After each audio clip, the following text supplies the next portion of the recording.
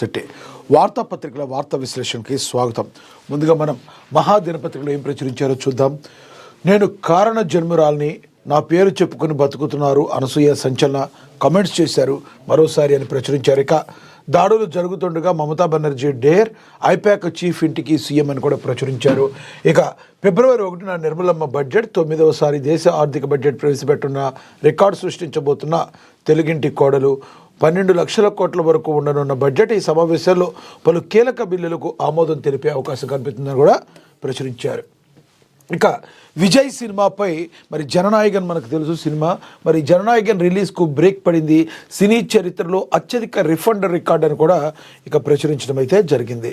ఇక మనకు చూడొచ్చు, భారతపై ట్రంప్ కక్ష, రష్యా చమురుపై కొత్త ఆంక్షల బిల్లు, భారత్పై 500% టారిఫ్లను కూడా ప్రచురించారు. ఒక్క రోజులోనే 8 లక్షల కోట్లు ఆవిరి, స్టాక్ మార్కెట్ ఢమాల్ అని కూడా మరి ఇందులో ప్రచురించడం జరిగింది. ఇక ఉపాధి హామీని రద్దు చేసే కుట్ర అని చెప్పి మరి ప్రధాని మోడీ ఈ కుట్రకి పాల్పడుతున్నారని సీఎం రేవంత్ రెడ్డి ధ్వజమెత్తారు. గ్రామాన తీర్మానాలు, జిల్లాలో బహిరంగ సభలు, పార్లమెంటు నియోజకవర్గాల వారీగా మంత్రులకు బాధ్యతలు, ములుగు సభకు సోనియా లేదా రాహుల్ ఆహ్వానించాలని నిర్ణయం తీసుకున్నట్లుగా నిన్న మరి రేవంత్ ఏదైతే మాట్లాడారో దాని గురించి ప్రచురించారు. మహాత్మా గాంధీ జాతీయ ఉపాధి హామీ పథకం పేరు మార్పు వెనుక ప్రధాని నరేంద్ర మోడీ కుట్ర ఉందని ముఖ్యమంత్రి రేవంత్ రెడ్డి తీవ్ర ఆరోపణలు అయితే చేశారు. ఇక పేదలపై కక్షతో ఈ పథకాన్ని మారుస్తారా అని ప్రశ్నించారు. నిబంధనల ముసుగులో ఈ పథకాన్ని శాశ్వతంగా సమాధి చేయడానికే కుట్ర చేస్తున్నారని తెలిపారు. మెజారిటీ ఉందని చట్టసభలను వినియోగించి పేదలను అణిచివేస్తామంటే కుదరదన్నారు. గాంధీభవన్లో ఏర్పాటు చేసిన పిఏసీ విస్తృత స్థాయి సమావేశంలో రేవంత్ రెడ్డి మాట్లాడారు. అధికారం ఉందని మోడీ ప్రభుత్వం ఇష్టారీతను వ్యవహరిస్తున్నామంటే ఒప్పుకునేది లేదని రేవంత్ రెడ్డి తెలిపారు. ఉపాధి హామీ పథకాన్ని నిర్వీర్యం కుట్రను అడ్డుకోవాల్సిన సమయం ఇదేనని చెప్పారు.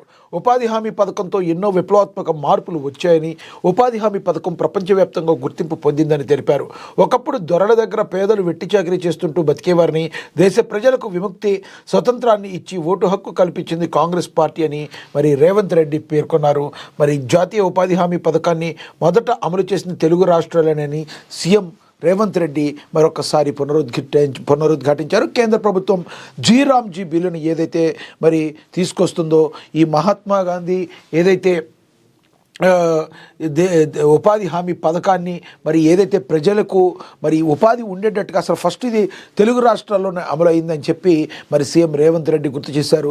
దేశ ప్రధాని మీ దగ్గర మెజారిటీ ఉంది కదా అని చెప్పి ఎలా పడితే అలా చేస్తే ప్రజలు ఒప్పుకోరు, ప్రజల్లో ఒక విప్లవం అనేది వస్తుందని చెప్పి సీఎం రేవంత్ రెడ్డి ఘంటాపథంగా చెప్పడం అయితే జరిగింది. అయితే మహాత్మా గాంధీ జాతీయ పథకం మార్పు వెనుక ప్రధాని నరేంద్ర మోడీ కేవలం కుట్రపూరితంగా దీన్ని చేస్తున్నారు.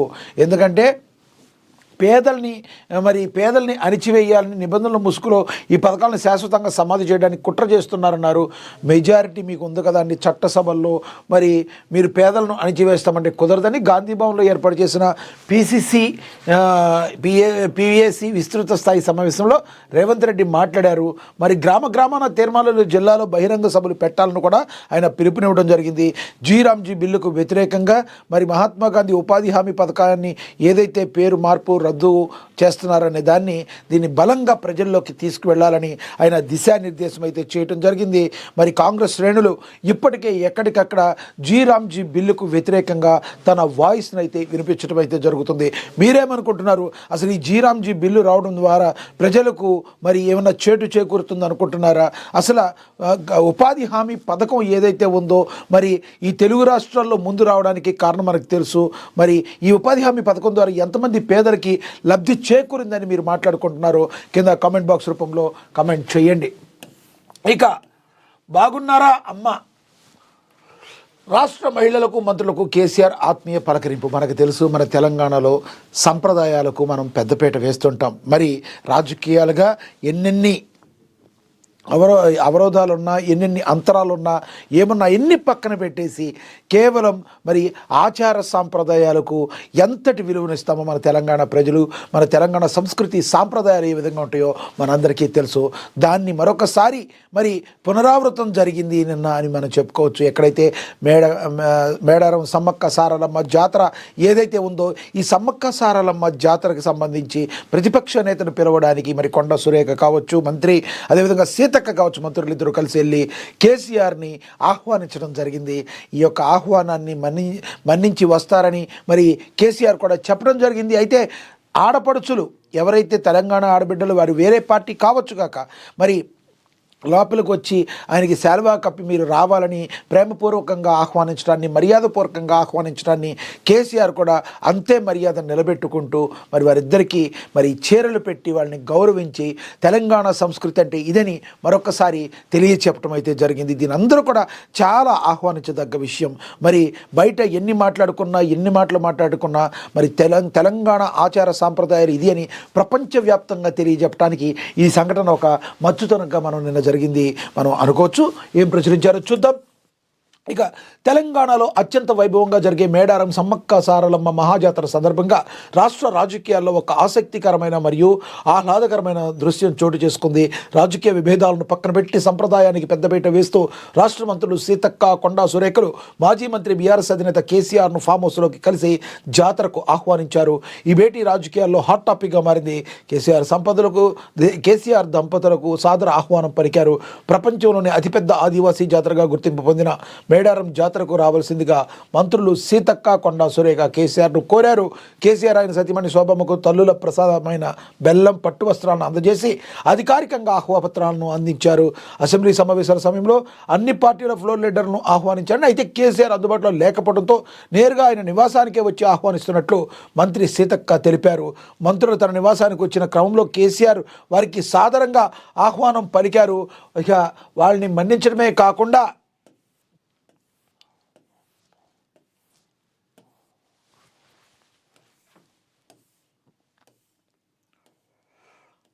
తెలంగాణ సంప్రదాయం ప్రకారం అతిథులుగా వచ్చిన మంత్రులకు కేసీఆర్ దంపతులు చీరలను బహుకరించి గౌరవించారు. తన ఆహ్వానానికి కేసీఆర్ సానుకూలంగా స్పందించారని, జాతరకు తప్పకుండా వస్తానని హామీ ఇచ్చారని సీతక్క ఎంతో సంతోషం వ్యక్తం చేశారు. ఇది కేవలం రాజకీయాలకు అతీతంగా తెలంగాణ ఆడబిడ్డలకు తాము చేసిన ప్రయత్నమని ఆమె పేర్కొన్నారు.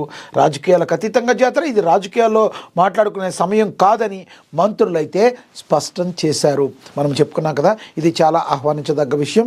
మరి ఇలాంటి ఆచార సాంప్రదాయాలు తెలంగాణలో ఇలా ఉండడాన్ని, మన ఆచార సాంప్రదాయాన్ని అన్ని రాజకీయాల పార్టీలు గౌరవించడాన్ని మనందరం కూడా ఆహ్వానించాలి. ఒకంత గర్వంగా కూడా మనందరం కూడా ఫీల్ అవ్వాల్సిన అవసరం అయితే ఉంది.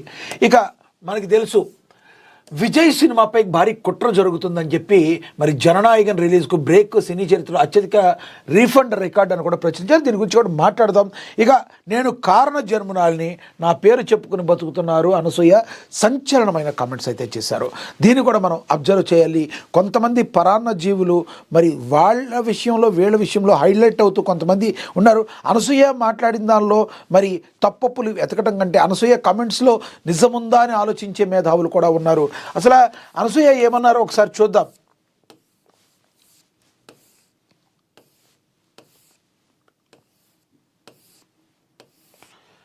నేను కారణ జన్మురాల్ని, నా పేరు చెప్పుకుని బతుకుతున్నారు అనసూయ సంచలన కామెంట్స్ చేశారు.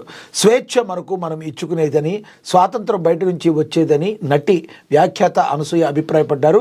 ఇన్స్టా వేదికగా ఆమె అభిమానులతో ముచ్చటించారు. పలు ప్రశ్నలకు ఆమె సమాధానం ఇచ్చారు. అభిమానంతో తన దగ్గరకు వచ్చేవారితో చక్కగా మాట్లాడతానని, కానీ ఇటీవల ఫ్యాన్స్ అసోసియేషన్ అంటూ వస్తున్న వ్యక్తులు ఎవరో తనకు తెలియదన్నారు. ఆయన మాటలు కూడా తనకు నచ్చలేదని తెలిపారు. నా పేరు వాడుకుని వాళ్ళు బతుకుతున్నారు. ఈ చర్చలో ఉన్న వాళ్ళంతా పర్సనల్గా నన్ను కలవలేదన్నారు.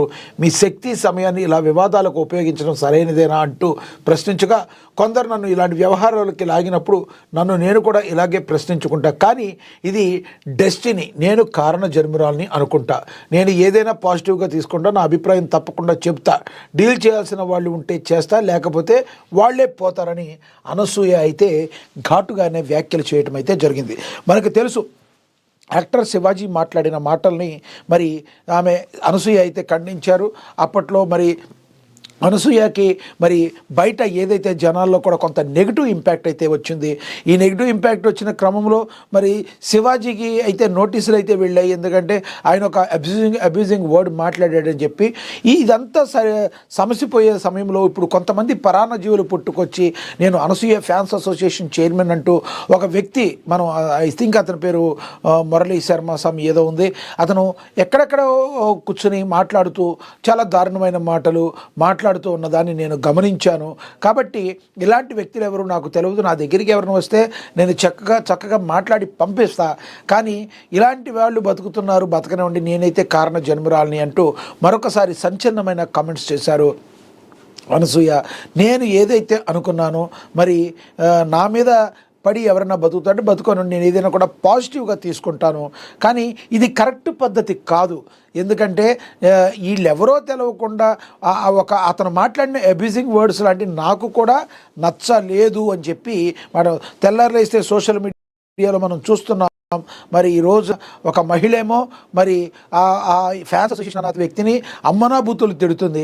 ఇంకో ఆ మహిళకి మరి కింద మీమ్స్ ఉంటాయి. ఇవన్నీ కూడా వీళ్ళిద్దరూ ఎవరైతే ఆ మహిళ కావచ్చు, ఫ్యాన్స్ అసోసియేషన్ చెప్పే వ్యక్తి కావచ్చు, వీళ్ళిద్దరూ కూడా మరి అనసూయ మీద బతుకుతున్నారు అని ఆవిడ మాట్లాడటం జరిగింది. నా మీద కొంతమంది బతుకుతున్నారు, బతకనివ్వండి, నేనైతే కారణ జన్మరాన్ని మరింత ధైర్యంగా మాట్లాడతాన్ని మనం ఏ రకంగా చూడాలి మీరు కింద కమెంట్ బాక్స్ రూపంలో కమెంట్ చేయండి. ఇక అదేవిధంగా దాడులు జరుగుతుండగా మమతా బెనర్జీ డేర్. ఐపాక్ చీఫ్ ఇంటికి సీఎం. రాజకీయ కన్సల్టెన్సీ ఐపాక్ ఎన్ఫోర్స్మెంట్ డైరెక్టరేట్ దాడులు చేపట్టింది. ఆ సంస్థ డైరెక్టర్ ప్రతీక్ జైన్ నివాసం సహా ఐపాక్కు సంబంధించిన పలు ప్రాంగణాల్లో గురువారం ఉదయం నుంచి సోదాలు జరుపుతోంది. మనీ లాండరింగ్ కేసుకు సంబంధించిన దర్యాప్తులో భాగంగా కోల్కతా సహా పలు ప్రాంతాల్లో ఈ తనిఖీలు కొనసాగుతున్నాయి. అయితే ఈ సోదాలు జరుగుతున్న సమయంలో పశ్చిమ బెంగాల్ ముఖ్యమంత్రి మమతా బెనర్జీ ప్రతీక్ జైన్ నివాసానికి వెళ్లడం సంచలనంగా మారింది. ఈ ఈడీ అధికారులు జైన్ నివాసంలో తనిఖీలు చేస్తుండగా మమతా బెనర్జీ కోల్కతా పోలీస్ కమిషనర్ మనోజ్ వర్మ అక్కడికి వెళ్ళారు. ఈ సందర్భంగా దీదీ మాట్లాడుతూ ఈ సోదాలు రాజ్యాంగ విరుద్ధమని మండిపడ్డారు. రాజకీయ కుట్రలో భాగంగానే ఈ తనిఖీలు చేస్తున్నారని దుయ్యబట్టారు. మా పార్టీ రాజకీయ వ్యూహం, అభ్యర్థుల జాబితా, రహస్య సమాచారాన్ని తెలుసుకునేందుకే ఈడీతో ఈ దాడులు చేయిస్తున్నారు. టీఎంసీ పార్టీ హార్డ్ డిస్క్ను తీసుకునేందుకు ఈడీ అధికారులు ప్రయత్నిస్తున్నారని బెంగాల్ సీఎం ఆరోపించారు. ఈ దాడులు జరుగుతుండగా ప్రతీక్ జైన్ నివాసానికి సీఎం వెళ్లడంపై పశ్చిమ బెంగాల్ ప్రతిపక్ష నేత బీజేపీ నాయకుడు సువేందు అభ్యంతరం వ్యక్తం చేశారు. ఇది దర్యాప్తులో ప్రత్యక్షంగా జోక్యం చేసుకోవడం అవుతుందన్నారు. ఈ పరిణామాలు బెంగాల్ రాజకీయాల్లో తీవ్ర దుమారాన్ని రేపాయి. మనకు తెలుసు, ఒక ఫైర్ బ్రాండ్గా దీది ఎలా ఉంటుందనేది తెలుసు. కానీ ఆవిడ మీద ఇప్పటికీ కూడా అనేకమైన ఆరోపణలు ఉన్నాయి. ఆమె ఎవరిని కూడా ఆపోజిట్ పర్సన్స్ని గెలవనివ్వదని, ఒక నియంతలాగా కూడా ఆమె మాట్లాడుతుందని ఆరోపణలు చేసేవాళ్ళు కూడా లేకపోలేదు. కుడికాలకు దెబ్బ తగిలిందని చెప్పి ఎడంకాలకి కట్టుకొచ్చి గత ఎలక్షన్లో మరి ఒకసారి చుక్కెదురు తెచ్చుకుని మరి అదృష్టంతో మళ్ళీ ఒకసారి ముందుకెళ్ళిందని చెప్పి రకరకాల మాటలు మాట్లాడుతూ ఉంటారు దీది గురించి. మరి ఇప్పుడు ఏదైతే సోదాలు జరుగుతున్నాయో, మరి ఐపాక్ టీం సంబంధించి సోదాలు జరుగుతున్నాయో, ఆ సోదాల్లో ఆమె ముఖ్యమంత్రి అయ్యింది డైరెక్ట్గా అక్కడికి వెళ్ళటాన్ని కూడా అందరూ కూడా తప్పుపడుతున్న పరిస్థితి. మరి దీది అసలు ఏంటి, మమతా బెనర్జీ ఏ రకమైన వ్యక్తి, ఆమె తీసుకునే నిర్ణయాలు ఏ విధంగా ఉంటాయి, సరిగ్గా ఉంటాయా ఉండవా మీరు కమెంట్ బాక్స్ రూపంలో కమెంట్ చేయండి. అదేవిధంగా ఇక ఫిబ్రవరి 1న నిర్మలా సీతారామన్ బడ్జెట్ 9వ దేశ ఆర్థిక బడ్జెట్ ప్రవేశపెట్టనున్న రికార్డు. మనకు తెలుసు, నిర్మలా సీతారామన్ బడ్జెట్ ప్రవేశపెట్టారు. 9 సార్లు బడ్జెట్ ప్రవేశపెట్టడం అంటే మామూలు విషయం కాదు. మరి కానీ ఒక మాట అయితే మనం చెప్పగలం, తెలంగాణ వచ్చిన తర్వాత మరి బడ్జెట్లో ఎప్పుడు కూడా మన తెలంగాణకు అన్యాయం జరుగుతూనే వచ్చింది. ఈసారైనా తెలంగాణకు రావాల్సిన నిధులను విడుదల చేస్తూ మరి ఒక కంట్లో అన్నం ఒక కంట్లో సున్నం పెట్టకుండా తెలంగాణకి కేటాయించాల్సిన బడ్జెట్ను కేటాయించాలని తెలంగాణ ప్రజలు కోరుకుంటున్నారు. తెలంగాణ రాష్ట్ర ప్రభుత్వం కోరుకుంటుంది. ఈసారైనా తెలంగాణకు మొండి చెయ్యి చూపకుండా తెలంగాణకు రావాల్సిన నిధుల్ని రిలీజ్ చేస్తారో లేదో మనందరం కూడా వేచి చూడాల్సిన పరిస్థితి. మరి 12 లక్షల కోట్ల వరకు ఉండనున్న బడ్జెట్ ఈ సమావేశంలో పలు కీలక నిర్ణయాలైతే తీసుకోనున్నారు. 9వసారి దేశ ఆర్థిక బడ్జెట్ ప్రవేశపెట్టి రికార్డు సృష్టించబోతున్నారు మన తెలుగింటి కోడలు. 12 లక్షల కోట్ల వరకు ఉండనున్న బడ్జెట్ ఈ సమావేశంలోనే పలు కీలక బిల్లులకు ఆమోదం తెలిపే అవకాశం ఉంది. దేశ ఆర్థిక గమనాన్ని నిర్దేశించే మరి 2026-27 ఆర్థిక సంవత్సరం కేంద్ర బడ్జెట్ ముహూర్తం ఖరారైంది.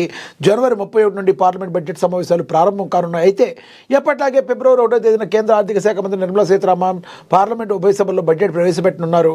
2017 నుంచి ప్రతి ఏడాది ఫిబ్రవరి 1న బడ్జెట్ ప్రవేశపెట్టడం ఆనవాయితీగా వస్తుంది. ఈసారి ఫిబ్రవరి 1న ఆదివారం వచ్చిన సంప్రదాయాన్ని కొనసాగించేలా ఆదివారం కూడా సభను నిర్వహించబోతున్నారు. కేంద్ర ఆర్థిక శాఖ మంత్రి నిర్మలా సీతారామన్ వరుసగా 9వసారి దేశ ఆర్థిక బడ్జెట్ ప్రవేశపెట్టి సరికొత్త రికార్డును సృష్టించబోతున్నారు. ఈసారి బడ్జెట్ అంచనాలు గతంలో పోలిస్తే భారీగా ఉండే అవకాశం ఉంది.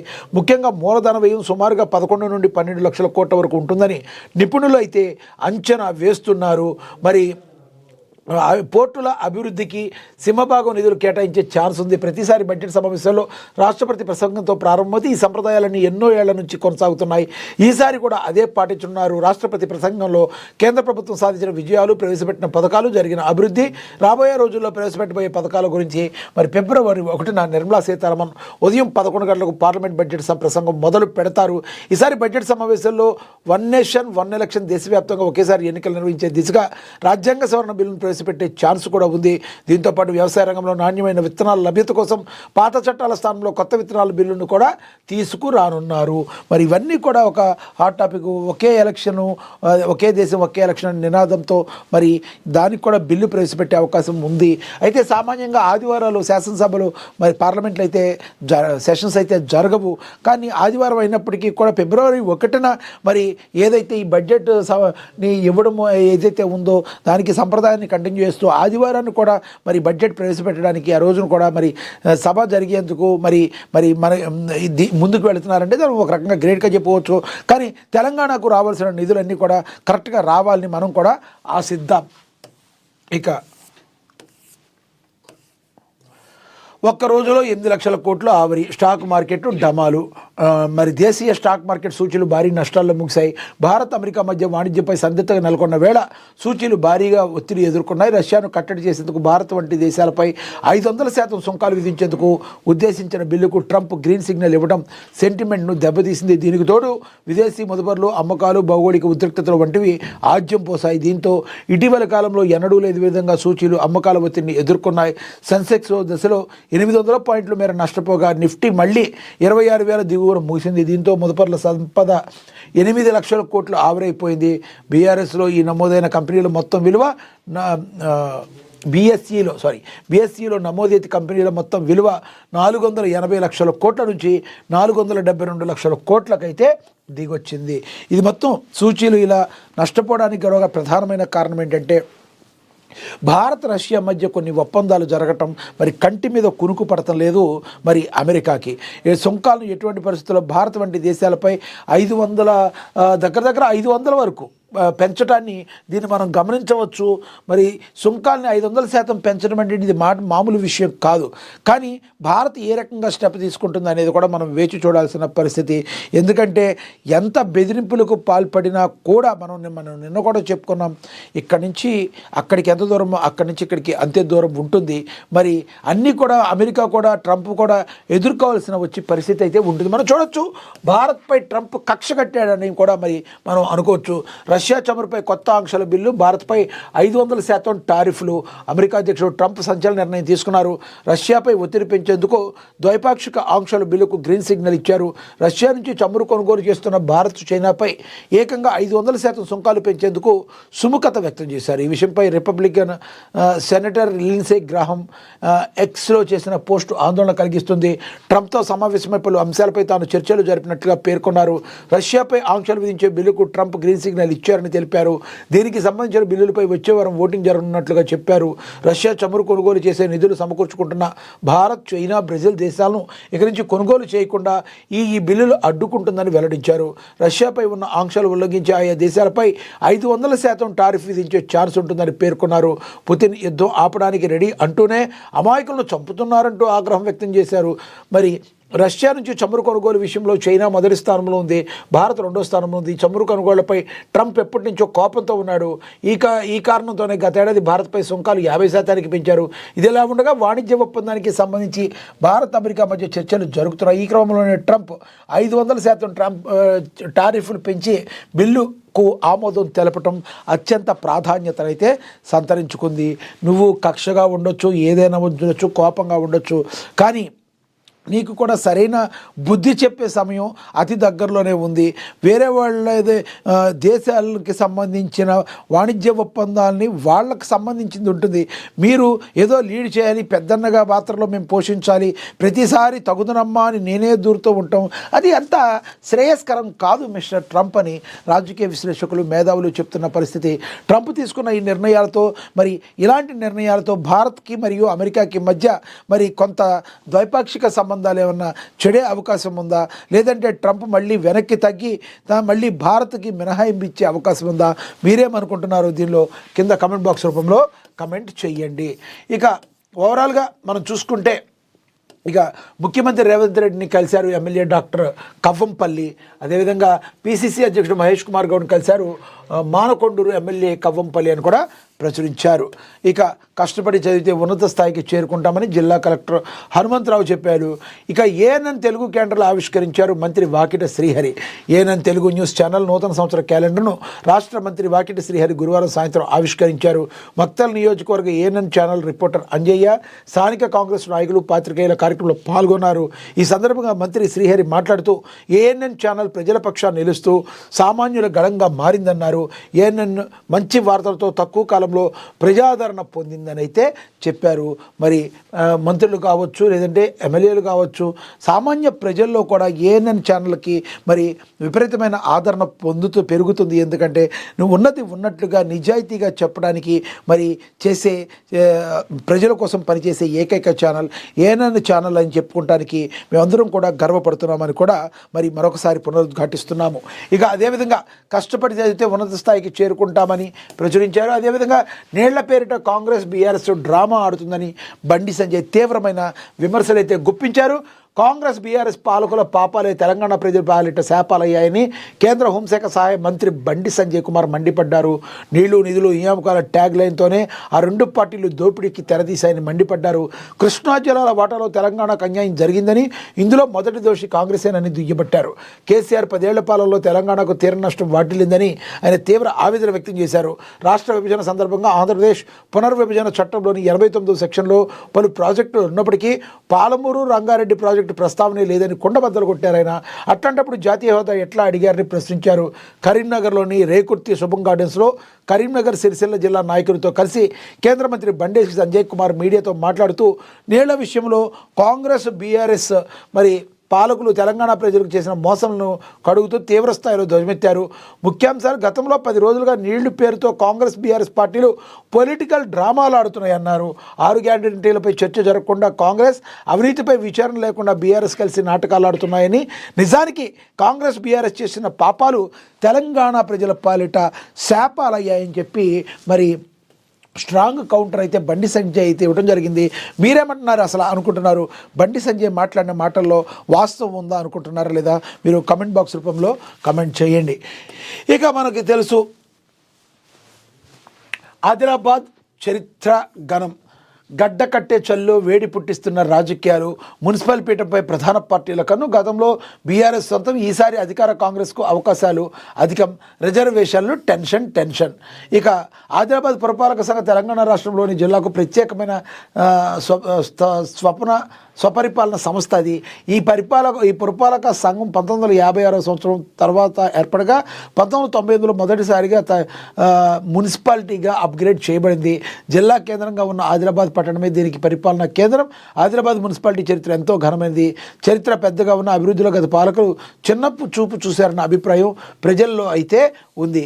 ఎందుకంటే రిజర్వేషన్పై దృష్టి పెట్టడం, మరి స్వతంత్రంలో కీలక పాత్ర పోషించబోవడం, మరి తుది జాబితాకు కసరత్తు చేయడం, ఇవన్నీ కూడా మరి గడ్డ కట్టే చలి. మనకు తెలుసు ఆదిలాబాద్లో చలి తీవ్రత ఎక్కువగా ఉంటుంది. అదే ఎండాకాలం వస్తే ఎండ తీవ్రత ఎక్కువగా ఉంటుంది. వర్షాకాలం వస్తే వర్షాలు కూడా గట్టిగా పడే అవకాశం అయితే బాగా ఉంటుంది.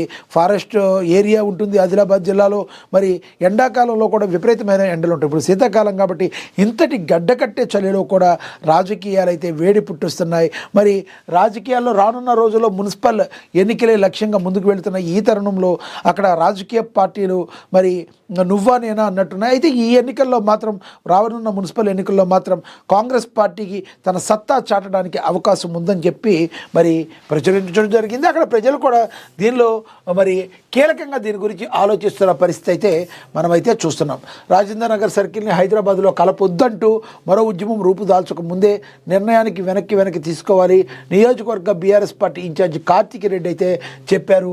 మరి అందరితో కలిసి ఆయన మరి రోడ్డు మీద బైఠాయించి తమ నిరసనని మరి తెలియజేయడం మనం చూస్తున్నాం. రాజేంద్ర నగర్ సర్కిల్ను హైదరాబాద్లో కలపొద్దంటూ వ్యతిరేకిస్తూ గులాబీ శ్రేణులు ఆరాంఘర్ చౌరస్తా వద్ద గురువారం నిరసన చేపట్టాయి. హైదరాబాద్ వద్దు సైబరాబాద్ ముద్దు అనే నినాదాలతో నిరసన దీక్షలో రాజేంద్ర నగర్ నియోజకవర్గ BRS party incharge Karthik Reddy Rajendra Nagar circle BRS నాయకులతో కలిసి నిరసన దీక్షలో పాల్గొన్నారు. కార్తిక్ రెడ్డి మాట్లాడుతూ చరిత్రను చెరపొద్దు, రాజేంద్ర నగర్ సర్కిల్ హైదరాబాద్కు మార్చొద్దు, సైబరాబాద్లోనే కొనసాగించాలని, తలాతోకాలేని విధానం కాటేదాన్ను మైలారెడ్డిపల్లిని డివిజన్లుగా మార్చారని డివిజన్ అధ్యక్షుడు ఎస్ వెంకటేష్ తీవ్ర ఆవేదన వ్యక్తమైతే చేశారని కూడా ప్రచురించడం అయితే జరిగింది. ఇక అదేవిధంగా విద్యార్థులకు డ్రగ్స్పై అవగాహన బీఆర్ఎస్ సొసైటీ అధ్యక్షుడు రాములు. విద్యార్థి దశలో మనం ఏదైతే నేర్చుకుంటామో మన లైఫ్ మొత్తం కూడా అది క్యారీ అయ్యే అవకాశం ఉంటుంది. ఇక్కడనే కాదు ఎక్కడైనా కూడా విద్యార్థులందరికీ కూడా మంచి చెడుల మీద అవగాహన కల్పించాల్సిన బాధ్యత తల్లిదండ్రులకి, ఉపాధ్యాయులకి, అధ్యాపకులకి కంపల్సరీ ఉంటుంది. మరి రంగారెడ్డి జిల్లాలో మరి జీవీఆర్ సొసైటీ ఆధ్వర్యంలో మోడల్ స్కూల్ విద్యార్థులకు డ్రగ్స్పై అవగాహన కార్యక్రమం నిర్వహించారు.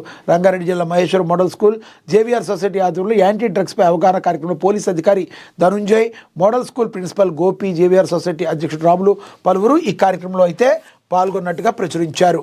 ఇక అదేవిధంగా డ్రగ్స్ రహిత సమాజం కోసం విద్యార్థులు బ్రాండ్ అంబాసిడర్గా మారాలని చెప్పి డ్రగ్స్ ఉపయోగించి బంగారు భవిష్యత్తును నాశనం చేసుకోవద్దని, డ్రగ్ ఫ్రీ సూర్యాపేట కొరకు కృషి చేయాలని, డ్రగ్స్కి వ్యతిరేకంగా కథ తొక్కిన యువత డ్రగ్స్ వ్యతిరేక నినాదాలతో మార్పు సూర్యాపేట పట్టణ వీధులు జిల్లా principal session judge Lakshmi Sharada, జిల్లా కలెక్టర్ తేజస్ చంద్లాల్ పవర్ మరి వీళ్ళందరూ కూడా ఈ కార్యక్రమంలో పాల్గొనడం జరిగింది. మరి యువకులు కావచ్చు నిర్వీర్యం అయిపోయి తమ జీవితాలు ఈ డ్రగ్స్ వలన కోల్పోయే అవకాశం ఉంది. వీటన్నిటికీ కూడా డ్రగ్స్ రహిత రాష్ట్రాన్ని అదేవిధంగా దేశాన్ని మనం చూడాలని మనం కలలు కంటున్నాం. విద్యార్థి దశ నుంచి ఆ డ్రగ్స్ వల్ల దానివల్ల కలిగే చెడు ఫలితాల గురించి విద్యార్థి దశ నుంచి వాళ్ళకి తెలియచెప్పాల్సిన అవసరం ఉందని చెప్పి మనందరం కూడా దీని ద్వారా తెలుసుకోవచ్చు. ఇక మనం చూడొచ్చు, ఇక మహేష్ బాబు రాజమౌళి సినిమా ఏదైతే వారణాసి వస్తుందో కాశీలో రుద్రతాండవం అని వారణాసి ప్రత్యర్థులు బెండు తీస్తున్నారట. ఈ రుద్రతాండవం ఎలా ఉండబోతుందో సిల్వర్ స్క్రీన్పై ఆడియన్స్ చూసేందుకు కొంత సమయం ఉంది. మహేష్ బాబు హీరోగా రాజమౌళి దర్శకత్వంలో రూపొందుతున్న forest adventurous and mythology cinema Varanasi.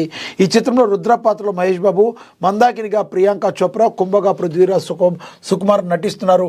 ఓ కీలక పాత్రలో ప్రకాష్ రాజ్ నటిస్తున్నారు. ఈ సినిమా కొత్త షెడ్యూల్ ఇటీవల హైదరాబాద్లో మొదలైంది. ముందు మహేష్ బాబు, ప్రకాష్ రాజ్ కాంబినేషన్లోని సన్నివేశాలను చిత్రీకరించారట. ప్రస్తుతం మహేష్ బాబు పాల్గొనగా ఓ యాక్షన్ సీక్వెన్స్ను షూట్ చేస్తున్నారని సమాచారం. ఈ సినిమా సన్నివేశాలను ఈ చిత్రీకరణ కోసం కాశీ నగరాన్ని తలపించేలా ఓ భారీ సెట్ కూడా వేశారంట మేకర్స్. ఈ సెట్లోని యాక్షన్ సీక్వెన్స్ను చిత్రీకరిస్తున్నారని సమాచారం. కేఎల్ నారాయణ, ఎస్ఎస్ కార్తికేయ నిర్మిస్తున్న ఈ చిత్రం 2027 వేసవిలో విడుదల కానుందని కూడా ప్రచురించారు. ఓవరాల్గా అయితే మరి చూసుకుంటే మనకి మరి మహాదినపత్రిక నుంచి అయితే మనం ఇది చూడొచ్చు. ఇక అదేవిధంగా ఏబిఎన్ ఆంధ్రజ్యోతి దినపత్రిక చూద్దాం. దీనిలో ఏం ప్రచురించారో చూద్దాం.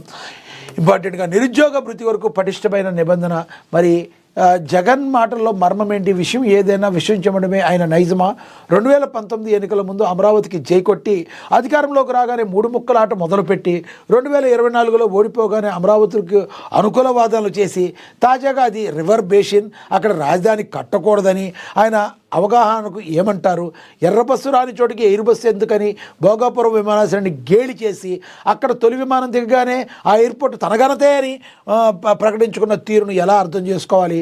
రాయలసీమకు నిజంగా మేలు చేసే మచ్చుమర్రి బరకచర్ల లిఫ్ట్ను మూలకు నెట్టి రాజకీయ కారణాలతో సీమ లిఫ్ట్ను మొదలుపెట్టి అది తన హయాంలోనే అటకెక్కించి చంద్రబాబు సీమద్రోహి అంటున్న జగన్ తెగింపును ఏమనాలి అని, రాజకీయాలకు ఏం పేరు పెట్టాలి అని ప్రచురించడం అయితే జరిగింది.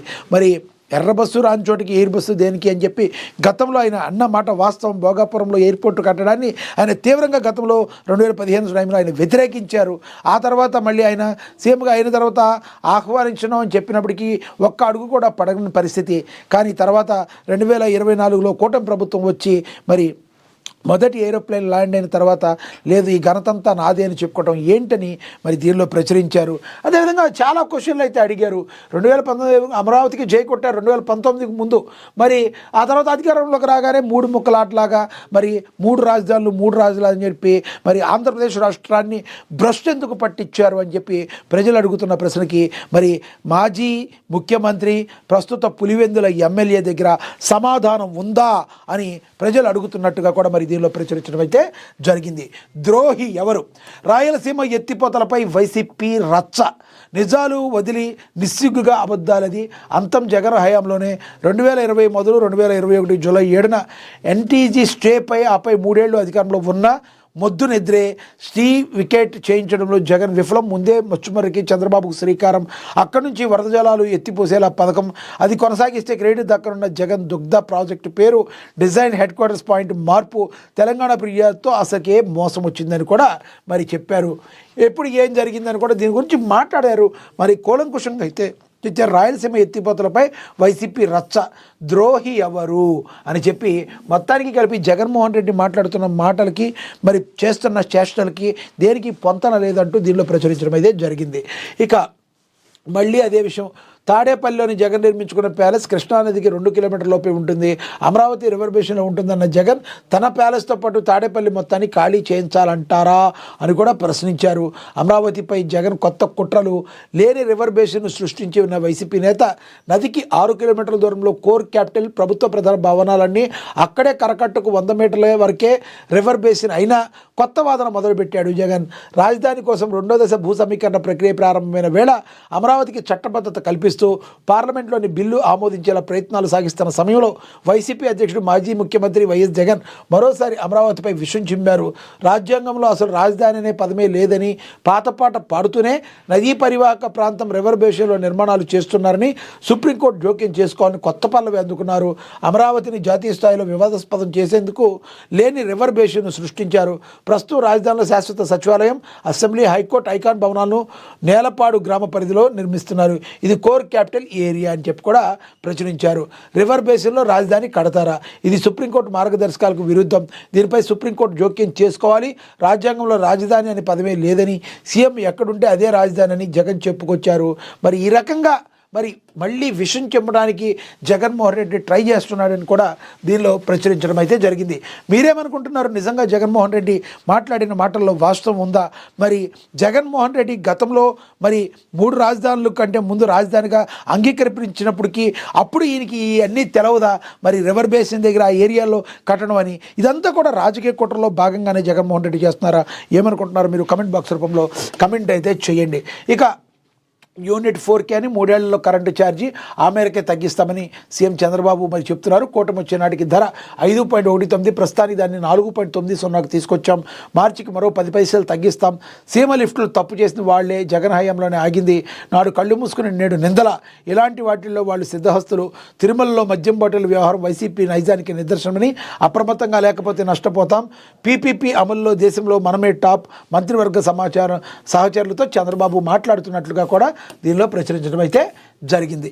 ఇక కువైట్లో డ్రగ్స్ అక్రమ రవాణా, 2 భారతీయులకు మరణశిక్ష విధించారని కూడా ప్రచురించారు. ఇక భారత్పై 500% సుంకాలు, రష్యా చమురుకుంటున్న దేశాలపై భారీగా టారిఫ్లు విధించే బిల్లుకు ట్రంప్ మద్దతు తెలిపారని కూడా మరి మనం ఇందాక చదువుకున్నాం దీని గురించి, అది కూడా ప్రచురించారు.